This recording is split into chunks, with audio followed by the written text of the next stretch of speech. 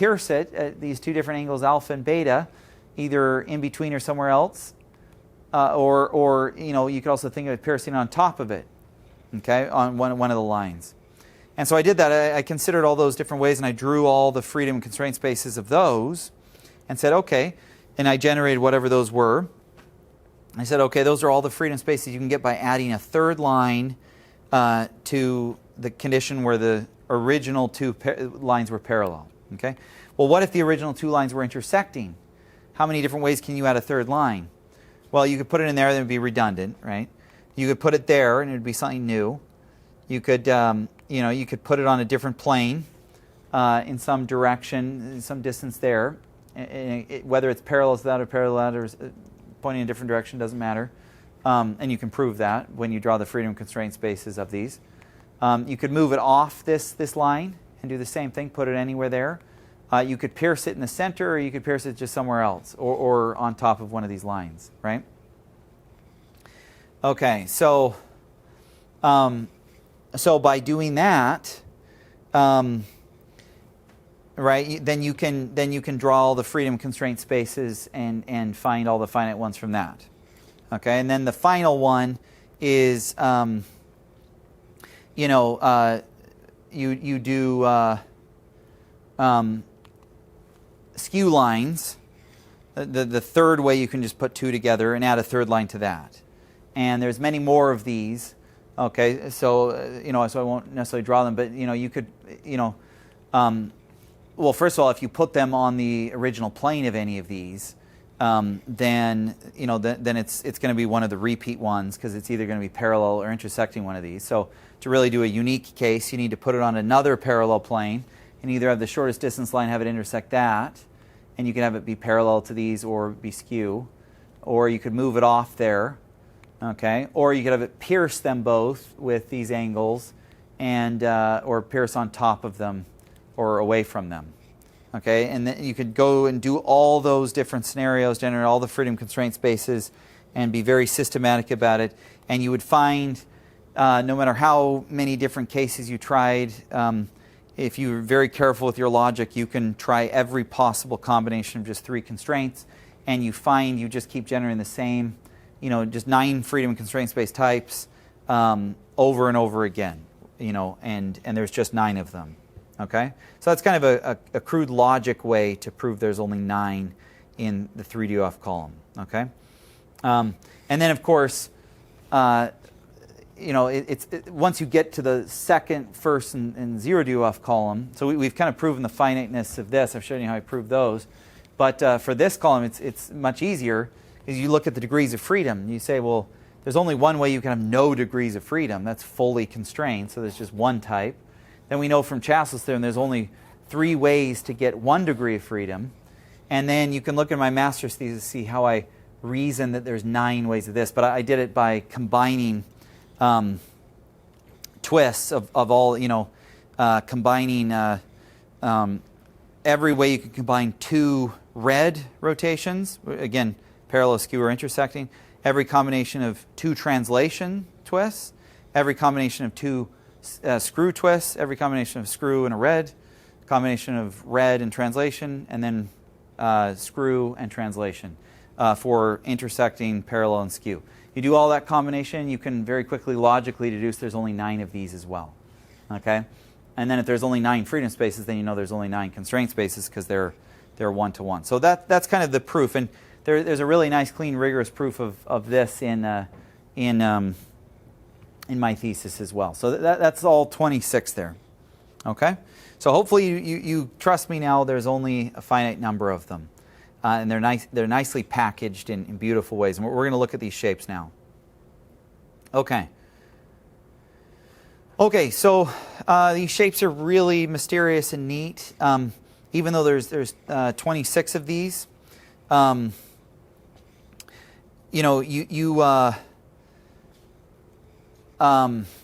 really built with just 12 fundamental building blocks. Okay, so let me show you most. You're familiar with most of the 12. Okay, okay. There's a just a line. Okay, that would be you know, a rotation screw or, you know, blue line or something, right? And by the way, I'm making these, well, I probably should have made them gray. They look like they're wrenches in that they're kind of, they look like they're colored orange. But anyway, I tried to give them a nondescript color so they could be anything you want, whether they're wrenches, whether they're orange, blue, red, green, or black, you know. They're just, these are the building block shapes, okay? So you've got, you guys have all seen a line.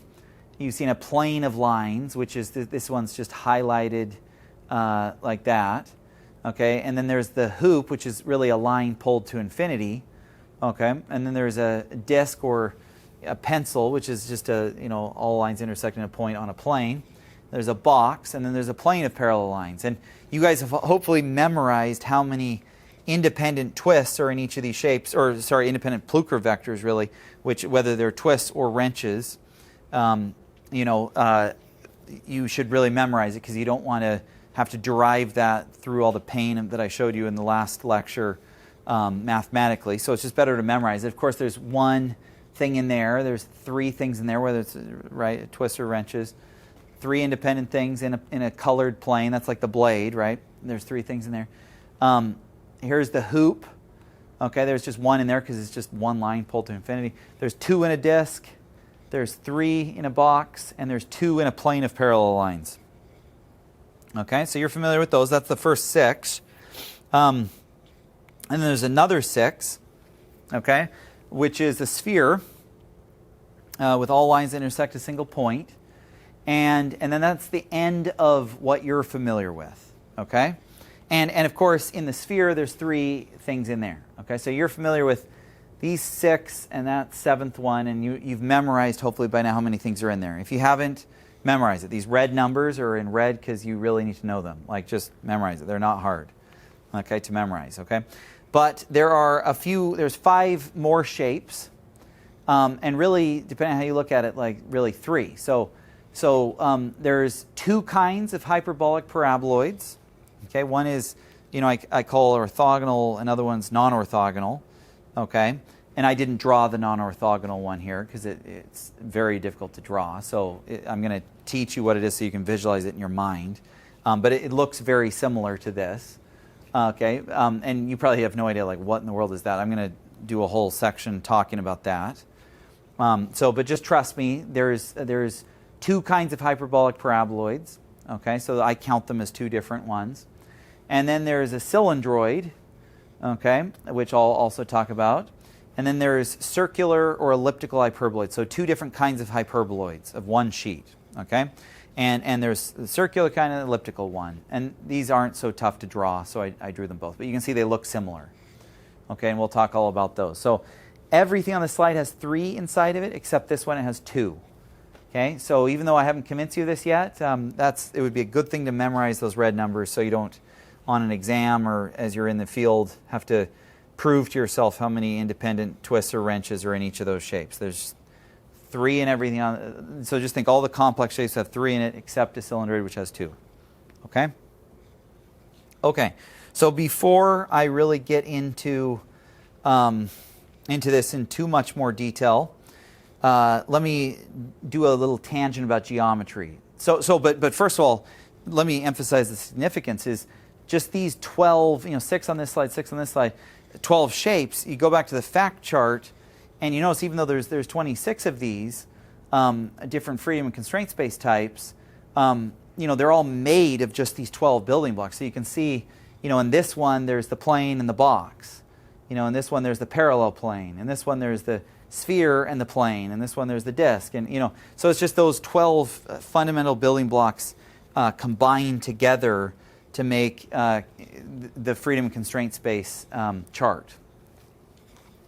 Okay, so that's pretty cool. So you really, to understand this whole chart, you don't really need to know all 26. I mean, it's nice to be familiar with them, but if you really understand these 6, and these ones are really easy on this slide, and the sphere is really easy. But if you can also understand these, the last 5 are really 3, because there's 2 kinds of hyperbolic paraboloids and 2 kinds of hyperboloids, then you are in really good shape. And it's pretty easy to grasp the rest of the chart and use it to design stuff. Okay, so I'm going to focus a lot of what I'm going to talk about next on these complex shapes so you understand them. Okay. So, but first a geometry kind of tangent. Okay. So a lot of the magic shapes in math, or functions of interest to 3D shapes, can be generated from conical cross sections. So this is if you take a cone of any circle and any height, it's just a sharp cone. Thinking of an ice cream cone or something. And you take cross sections of them, you get very interesting shapes. Okay, so if you take a cross section where the plane is parallel to the bottom circle of the cone, you get a perfect circle. Okay, and that's because the base of the circle or the cone is a circle, right? But if you take an angled cut, okay, that is not. If you took the angle here between the edge of the cone and the plane of that cut, okay, it would be some, if you took the angle between there and there, it would be, this would be a 90-degree angle, let's say, or no, I guess it wouldn't. It would depend on the angle of this. Anyway, this would be parallel to this. But if you take a cut that is not parallel to the edge, like this one, somewhere between this and that, then you get an ellipse. Okay, but if you take a cut of the cone so that how your knife goes in is parallel to the edge of the cone there, then you get a parabola. Okay, and parabolas are of course the path objects take when and you throw them, because we have a constant gravitational acceleration for the most part, as long as you're somewhat close to the surface of the Earth. Anything you could throw has an acceleration of g. 9.8 meters per second, right?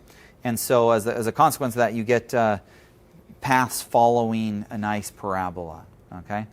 And then if you angle the cut further, so you can see we start at parallel to this, we angle a little bit, and then we angled it so it's parallel to this. If you angle it further, if you overshoot that, and any other angle, you get a hyperbola, okay? All right, so now you understand what parabolas and hyperbolas are. That's how they can be kind of described, okay? All right, so we'll come back to that. So let's look at the first shape here. And this shape is a hyperbolic paraboloid, also called a hypar. Let's actually, let's do the animation first here. So you'll see this animation here. Imagine you have, I know this doesn't look too flat, but say you had a flat checkerboard, okay? And you had rigid wires that you laid out, kind of like a fence here, going vertically and then horizontally. And say you tied them all together with little string at the base. So these are just rigid wires. Just say you get like a hanger wire and tie them all together. And then you grab these two ends and rotate them. So I'm going to show you what we do here. Now, of course, by rotating them, they're not going to bend the straight lines. They'll all stay straight lines, but you'll start getting, let's see here, is this going to work? Huh. Uh-oh. Oh, well, nuts. I'm sorry, guys. Well, if you go to this YouTube link here and click on it, you'll see as you grab this and push it down and grab this and pull it up, it will start making this saddle shape. Okay? And this saddle shape, this is what a hyperbolic paraboloid is. Okay? Hopefully, I'll make sure, I'm not sure why that's not working. I'm hoping these videos should be embedded so when you get the slides, you should be able to see those videos. I'm not sure why that's not working on my end here. That's actually a little disturbing. But anyway, for the purpose of this, let's just keep going. So you can imagine, those rigid wires that were all kind of tied together. We grabbed this one and twisted it down. You can see, or twisted it up, and you can see this when we twisted down. And what ended up happening is we didn't bend any of the wires. They were rigid, like skinny little wires, but they seemed to form, instead of a planar surface, they form this saddle surface. Okay, and but it's a very specific saddle surface. There's a couple different kinds of saddle surfaces. This one is, I mean, it looks like a saddle, right? You'd sit on a horse, put it on the horse and sit on it, right? But this one is very specific. So, and it's got, basically it's defined by two orthogonal parabolas, okay? One shown red and one shown green here. And they're on planes that are spaced 90 degrees, okay? This one's going up, this one's going down, okay? And I'll tell you right now, there's two kinds of, hyperbolic paraboloids. There's the orthogonal kind, which I'll tell you why I call it orthogonal in a minute. But that's where the red and the green line parabolas rise and fall at the same rate. So they're basically the same parabola, but they're just, the red one, you just take it, flip it down, and then rotate it 90 degrees. It's the exact same. The rise rate is the same. Okay, if that's the case, it'll be what's called an orthogonal hyperbolic paraboloid. Now, if they rise and fall at a different rate, so say this is really wide and this is really narrow, but they're both still parabolas, that would be a non-orthogonal type. Okay, but in either way, it's really important to realize that these lines here, they whether you have orthogonal or non-orthogonal, they remain straight lines. Okay, and this is an example of a double ruled surface as a result. So the plane. So first of all, what's a ruled surface? A surface in geometry that's a ruled surface is a surface that can be created with entirely lines. So perfectly straight lines that never bend. If you sweep them around the shape of the space, it's a ruled surface. Okay. Now, if two sets of rulings, right? So, one set in this case is horizontal, the other set is vertical, and in this, once we twist it, here's one set going this way, another set going this way. Then it's a double ruled surface, which means any point on the surface, this curved surface, has two lines that intersect it that are perfectly straight lines at any point on the surface. So you have to pick any point on the surface and it'll be intersected by two lines. And all those lines make up the surface, right? So that's a double ruled surface, and that's very important, okay? So obviously, a hyperbolic paraboloid is a double ruled surface, and a plane is as well before you twist its ends and make it a hyperbolic paraboloid, okay? Okay, so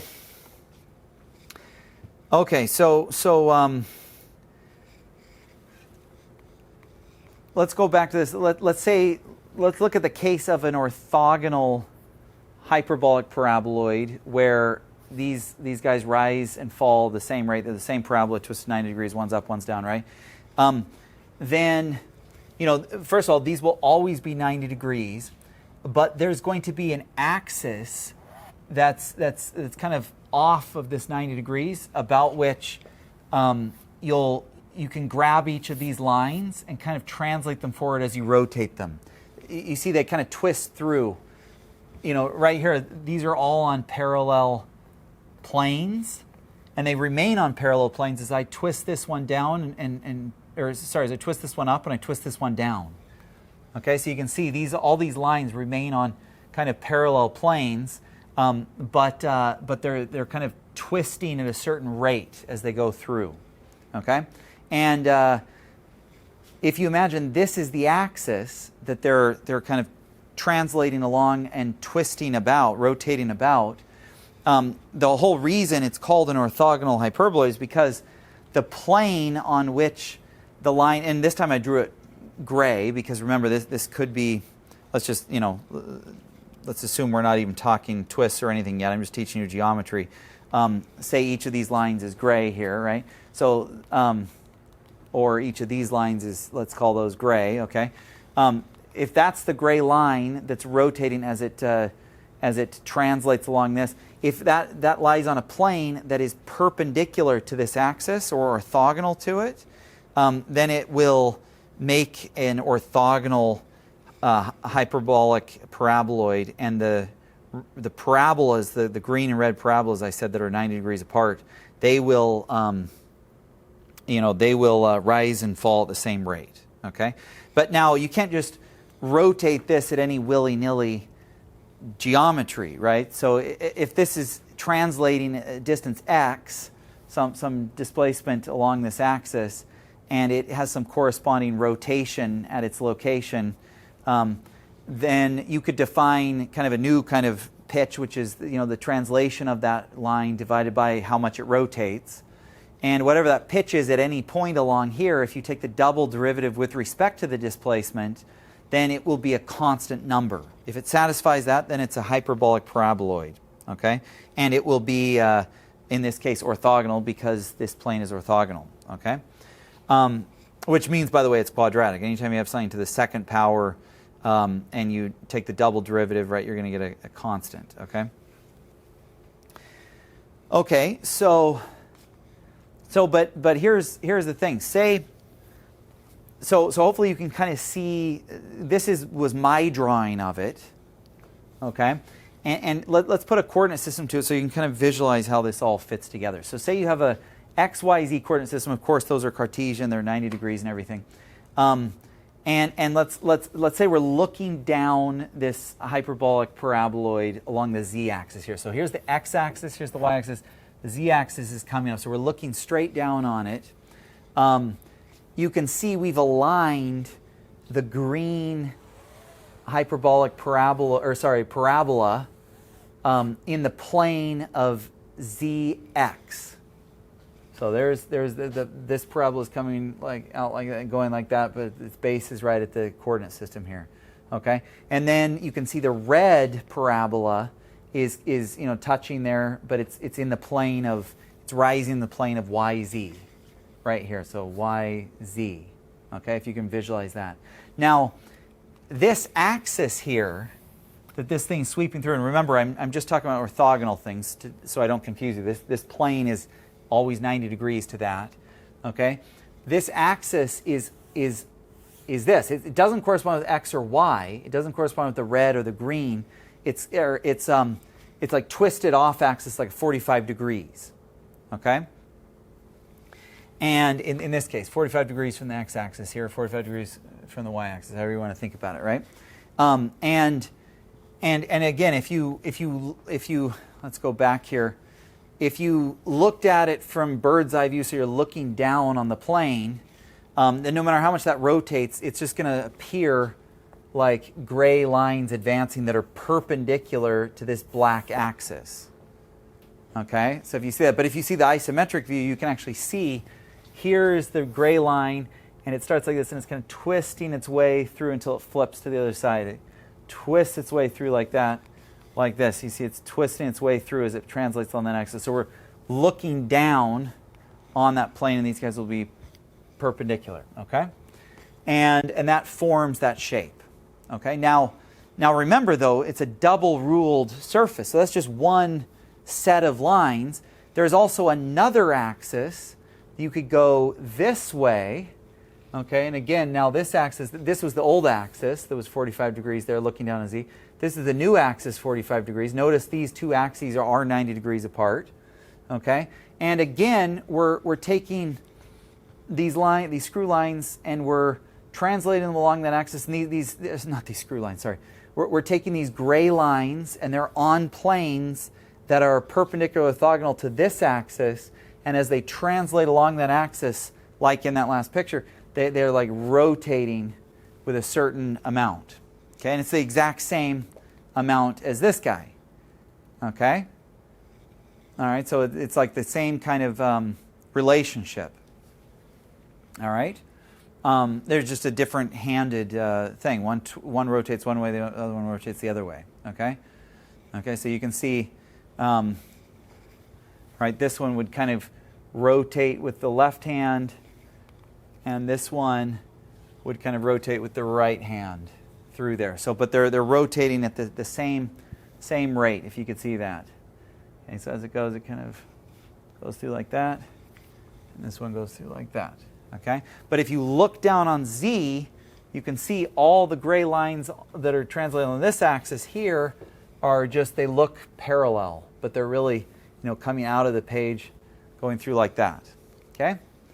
All right, so now you can kind of see this geometry. You can see, hopefully I've convinced you, that's the two rulings. This is one that as it translates through, like it looks like this one's axis is about there, and these lines are wrapping through like that, and this axis is about there, and these lines are wrapping through like that, okay? Okay, so, and you can see when it's an orthogonal hyperbolic paraboloid, and these angles are 45, and the axes are 90 degrees apart, and the coordinate system are 90 degrees apart, right, of course. Then you get this, this nice shape that now, let's say we take cross sections of this shape that are on slices that are parallel to the xy plane, okay? But they're going up z. So say you start on the xy plane, do a cross section of the shape, and then go up in z. Well, if you do that, you'll generate these hyperbolas that are drawn orange here on that side and this side that are up. So you can see those. If you look down, you can see the nice hyperbolas. And of course, hyperbolas always have an asymptote, and those asymptotes in this case are the axes that the gray lines are translating along and rotating about. Okay, so you can see those. And then if you take cross sections in the xy plane below the z-axis, so a negative z, you get the purple hyperbolas, okay, that are like that. And they have the same asymptotes, but they're in different sectors or quadrants, I guess. Okay, so these orange ones are coming up, the purple ones are going down. Okay? If that helps you visualize it, okay? And these are all like the same across if it's a nice orthogonal one. Okay? Okay. Okay, but now, what happens, let's see if I show this. Yeah. What happens if you've got this axis and you've got this gray line that's translating along it and rotating, just like in this case, but it's on a plane that's now not orthogonal. It's non-orthogonal. It's cocked in some weird way, but it's still translating along it as the gray thing on it rotates. Well, now the consequence of that is this. You can see, remember, this one's looking down on the z-axis, okay? This is the orthogonal one, the one we just looked at. So it's like I took this one, moved it over. I wish I had actually kept it there, just so it's less confusing. But this would be the new one. What would happen is it would still, let's see here, it would still lie on, the hyperbolas. It would still have two opposing hyperbolas, right? And these two opposing hyperbolas would still be on planes that are 90 degrees apart. One would be going up and one would be going down, okay? And so you can see that here. It still has, of course, the Cartesian coordinate you can put in the middle of it. Here's x, y, and z, and here's the green one, and there's the red one. But the difference would be is now these axes, okay, are not 45 degrees. They're some other angle. Okay, and same thing here. You can see these ones are pinching kind of tight. This is not coming out 45 degrees. It's kind of going up, and this one's not 45 degrees. It's kind of going down like there. And so as a consequence, and these guys aren't 90 degrees anymore either. Okay, and you can kind of see and look, you can see how they're not orthogonal. If this is the axis, that these gray lines right here kind of translate along as they rotate it around, and you're looking down on them. You can't tell they're coming out of the page at you, but they're on parallel planes. These angles are not 90 degrees. Okay, those are not 90 degrees. Those planes are advancing through as those gray lines are rotating, through there. Okay, and so you can see that's not 90 degrees. This is not 45 degrees. These aren't 90 degrees from each other. So nothing's 90 degrees. And as a consequence, what happens is the orange hyperbolas are much tighter or bigger, right? And the purple ones down below, if we go back here, remember these purple ones and the orange ones, they rise and fall they're a different rate. These are much tighter and that's much wider. And as a consequence, even though I didn't draw it here, the red and the green would be different. Like not only are they upside down and twisted 90 degrees, but they rise and fall at different rates, right? Yeah. So one would be tighter and one would be wider than the other.